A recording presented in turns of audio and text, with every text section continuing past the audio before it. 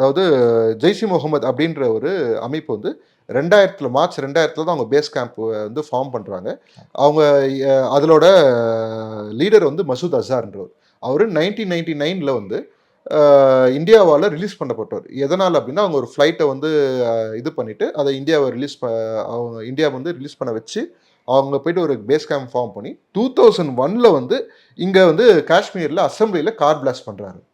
Within a year இங்கே வந்து car blast பண்ணுறாரு. இப்போ அதோட நிற்குதான்னு கேட்டால் அது கிடையாது. அதுக்கப்புறம் வந்து பார்த்தீங்கன்னா டிசம்பரில் வந்து பார்லிமெண்ட்டில் அட்டாக் பண்ணுறாங்க. அதே மாதிரி இப்போ இதில் பத்தான்கோட் ஏர்பேஸ் 2016 அட்டாக் பண்ணியிருக்காங்க. February 14, 2019 நடந்த புல்வாமா அட்டாக்குக்கும் இவங்க தான் காரணம். அது இல்லாமல் இப்போ நடந்த இதுலேயும் அவங்களோட பங்கு இருக்குது. அதாவது பேக் எண்டில் பங்கு இருக்குன்ற மாதிரி சொல்கிறாங்க. இது இல்லாமல் இன்னைக்கு யார் இம்பார்ட்டன்ஸ் பார்த்தீங்கன்னா லக்ஷர் தொய்பா அந்த அமைப்பு தான் வந்து இன்னைக்கு டேட்டுக்கு, ஏன்னா வந்து இப்போ நடந்த பஹல்காம் அட்டாக்கு அவங்க தான் மெயின் காரணம். இப்போ அவங்க பார்த்தீங்கன்னா 1987 to 88 ஃபார்ம் பண்ணப்பட்ட அமைப்பு அது.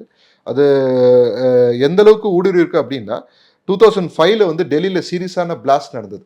கிட்டத்தட்ட ஒரு 60 பேர் கொல்லப்பட்டிருக்காங்க. அந்த பிளாஸ்ட்டுக்கு காரணம் அவங்க தான். அதுக்கப்புறம் மும்பையில் ஒரு ட்ரெயின் பிளாஸ்ட் ஒரு 200 பேர் கொல்லப்பட்டதுக்கு அவங்க தான் காரணம்.